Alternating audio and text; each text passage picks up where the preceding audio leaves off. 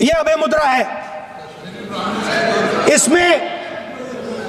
इसमें confidence, strength, निडरता कहां से आती है? हुनर से आती है, इस अंगूठे से आती है। ये लोग इसके खिलाफ हैं।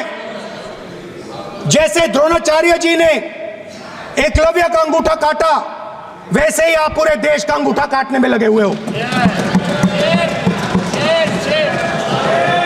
आप जैसे ही जैसे द्रोणाचार्य जी ने एकलव्य का अंगूठा काटा, वैसे ही आप हिंदुस्तान के युवाओं का, जैसे ही एकलव्य ने,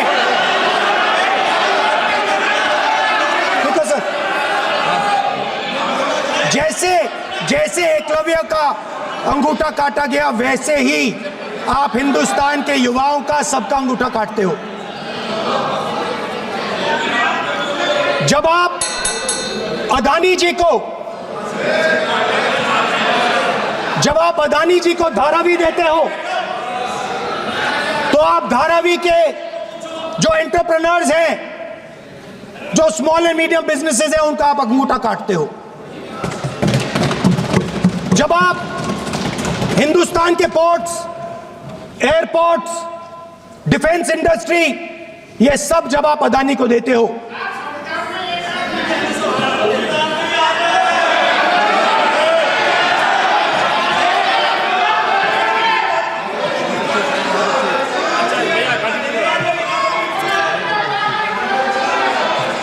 हिंदुस्तान के सारे जो फेयर प्ले बिजनेसेस हैं, जो ईमानदारी से काम करते हैं, आप उन सब का अंगूठा काटते हो जब आप अदानी की मदद करते हो।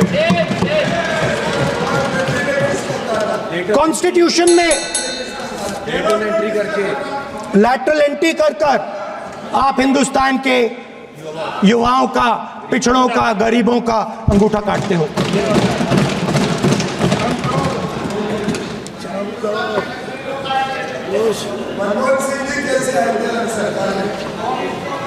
सर, स्पीकर सर, जैसे एकलव्य ने प्रैक्टिस की थी, वैसे ही हिंदुस्तान के युवा सुबह उठकर 4 बजे उठकर अलग अलग एग्जाम्स की तैयारी करते हैं। आपने देखा होगा, पहले हजारों युवा सुबह उठकर रनिंग करते थे, वेट ट्रेनिंग करते थे आर्मी में जाने के लिए। जब आपने अग्निवीर लागू किया, तो आपने उन युवाओं की उंगली काटी। जब आप पेपर लीक कराते हो, 70 बार आपने पेपर लीक करवाया है, तब आप हिंदुस्तान के युवाओं का अंगूठा काटते हो। आज बाहर, दिल्ली के बाहर, आपने किसानों पर टीयर गैस चलाया है, आपने किसानों पर लाठीचार्ज किया है। किसान आपसे एमएसपी मांगते हैं, सही दाम मांगते हैं, मगर आप अदानी को फायदा पहुंचाते हो, अंबानी को फायदा पहुंचाते हो और किसान का अंगूठा काटने का काम करते हो। देखिए,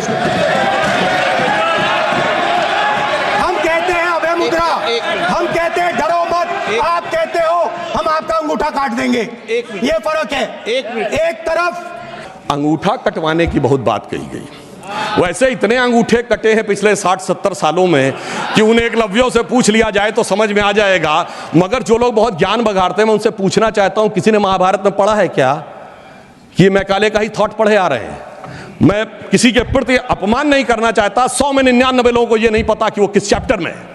महाभारत के वन पर्व में है, जहां पर जब एकलव्य का वो पूरा विशेष नहीं जाता, जब द्रोणाचार्य उससे पूछते तुम अपना परिचय दो, तो कहता मैं मगध नरेश जरासंध के प्रधान सेनापति हिरण्यधनु का पुत्र एकलव्य।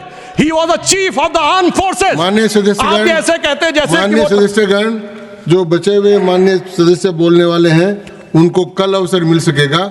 आप कृपया 1-2 मिनट में समाप्त करें। जी, हम समाप्त करते हैं। तो इसलिए मैं कहना चाहता हूं, जब अगर आप हकीकत में देखेंगे तो समझ में आएगा। और मैं आज प्रधानमंत्री जी को धन्यवाद देना चाहूंगा महोदय, ये जरासंध की सेना वो थी जो उस समय भारत की सबसे शक्तिशाली सेना थी, जिसके लिए कृष्ण जी भी एक बार छोड़े थे तो रणछोड़ नाम पड़ा था।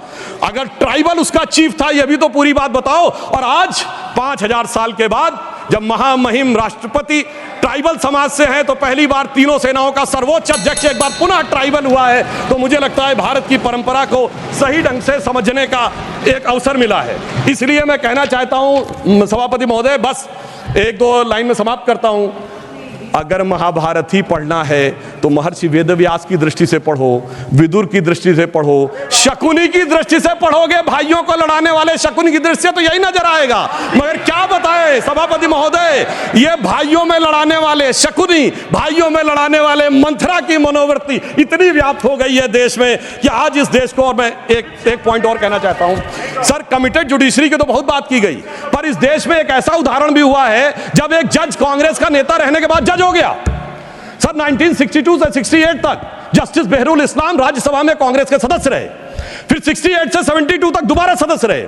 72 में उन्होंने रिजाइन किया और जाकर बन गए गुवाहाटी हाई कोर्ट के जज, फिर वो वहां बने chief justice Guwahati high court में। उसके बाद महोदय उन्होंने रिजाइन किया और बरपेटा से कांग्रेस का टिकट मिला। अब वो टिकट इलेक्शन काउंटर मांड हो गया, 84 में फिर राज्यसभा के सदस्य बन गए। अरे भाई, इस्तीफे के बाद आप बहुत कहेंगे कि जो राज्यसभा में आए कांग्रेस के नेता सांसद रहने के बाद, और उन्हें सुप्रीम कोर्ट का जज 8 महीने के गैप के बाद बनाया गया। मुझे लगता संविधान का इससे बड़ा अपमान नहीं हो सकता था जो हमें देखने को मिला। और अंत में सभापति महोदय, मैं सिर्फ ये कहना चाहूंगा एक पंक्ति में कि भारत की लोगों के बारे में एक विचार करिए। कुंभ का मेला होने जा रहा है, जो दुनिया का सबसे बड़ा ऑर्गेनाइजेशन है, और ये किस साइंटिफिक आधार पे होता है? जुपिटर के 12 साल के सर्किल पे। अरे उन्हें तो 200-300 साल पहले जुपिटर के सर्किल का नहीं पता था, हम हजारों साल से आ रहे हैं। मगर क्या बताएं महोदय, जिनकी सोच ही देश के लिए अलग है। तो मैं अंत में कहना चाहूंगा उनके लिए, हम लोग कभी एक गीत गाते थे जब हमारी सरकार नहीं थी, उगा सूर्य कैसा कहो मुक्ति का ये, उजाला करोड़ों घरों में न पहुंचा। तो मैं उनके लिए कहना चाहता हूं, न संयम व्यवस्था न एकात्मता है, भरी है अभी तक मनों में गुलामी, वही राग अंग्रेजियत का पुराना, सुनाते बड़े लोग नामी गिरामी, प्रजातंत्र की धार उतनी गगन से मगर निर्जन सागरों तक न पहुंचा, उगा सूर्य कैसा कहो मुक्ति का ये। अंत में मैं एक पंक्ति कहकर समाप्त करता हूं।